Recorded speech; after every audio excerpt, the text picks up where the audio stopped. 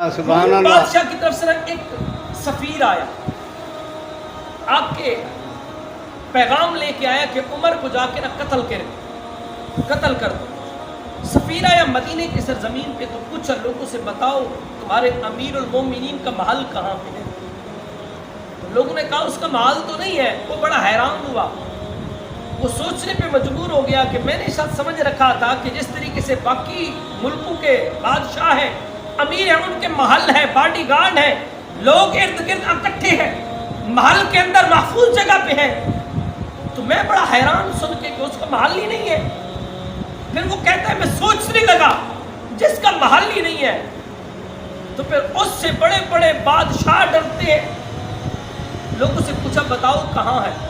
کہا وہ سامنے درخت ہے، اس کے نیچے سویا ہوا ہوگا، اس کے نیچے سویا ہوا ہوگا۔ وہ روم کا سفیر کہتے ہیں میں گیا تو قتل کے ارادے سے آیا تھا کہ عمر کو قتل کروں گا، دیکھتا ہوں ایسے ایک درخت کے نیچے نا اپنا درہ زمین اپنا سر کے نیچے رکھ کے سویا ہوا ہے۔ تو سفیر کہنے لگا میں پھر حیران ہو گیا کہ یہ عمر ہے، یہ امیر المومنین ہے، وہ جو بادشاہ محفوظ مقام پہ ہیں، ارد گرد پہرے دار ہیں، ہر وقت اسلحے کے ساتھ کھڑے ہیں، یہ تو بغیر کسی باڈی گارڈ کے سویا ہوا، اس سے ڈرتے ہیں۔ وہ کہنے لگا میں سوچ میں پڑ گیا، بے آسرا کوئی بھی آ کے اس کو مار سکتا ہے، اس کے نام سے بڑے بڑے بادشاہوں کے محل کانپتے ہیں، نام آ جائے عمر کا تو ڈانٹے لگ جاتے ہیں، تو یہ عمر نام کافی ہے، صرف عمر نام کافی ہے۔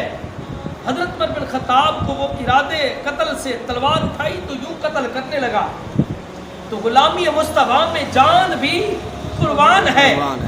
تو حضرت عمر بن خطاب کو قتل کرنے لگا نا، تو دائیں بائیں سے دو شیر زمین پھاڑ کر نکلے، تو یوں دہاڑے، جب دہاڑ دی نا شیروں نے، پھر وہ اس کی تلوار گر گئی زمین پر۔ تو یہ نشانی دیکھ کر نا کہ ایسے اللہ والے نہیں ہوتے، ایسے اللہ والے، اس کی اور وجہ ہے، شرط یہ ہے کہ غلامی مصطفیٰ میں آنا پڑے گا کہ محمد سے وفاتوں نے تو ہم تیرے ہیں۔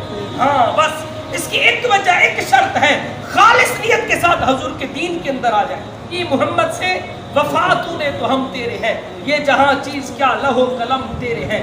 وہ سفیر کہتا ہے میں نے جب دیکھا عمر پہ آسرا سویا ہوا ہے، ارادہ قتل کا تھا، لیکن جیسے دیکھا ارادہ قتل کا، پھر ترک کر دیا، تلوار گر گئی، کلمہ پڑھ کر مسلمان ہو گیا، مسلمان ہو گیا۔ حضرت عمر بن خطاب کی دہشت یہ تھی۔ پھر ایک روم سے سفیر آیا، نماز کا ٹائم ہو گیا، حضرت عمر بن خطاب نے کہا کہ رک جاؤ ادھر، ہماری نماز کا ٹائم ہے، ہم نماز ادا کریں گے تب تیری بات سنیں گے۔ حضرت عمر بن خطاب کو وہ دیکھ رہا ہے، لاکھوں کی تعداد میں لوگ ہیں، یوں اشارہ کیا ہاتھ کا صفوں کی طرف، تو یوں سیدھی صفیں ہو گئی۔ سفیر غش کھا کے جو ہے بے ہوش ہو گیا۔ جب ہوش ہے تو کہنے لگا عمر یہ تو نے کیا کر دیا ہے؟ یہی قوم تھی ایک پانی کے گلاس پہ لڑ برتی تھی، آج تو نے یوں تیر کی طرح ان کی صفیں سیدھی کر دیا ہے۔ عمر تو نے کمال کر دیا ہے، تو نے ایسے تو میرے آقا نے نہیں فرمایا کہ عمر جب تو دنیا سے جائے گا نا تو میرا اسلام قیامت تک روتا رہے۔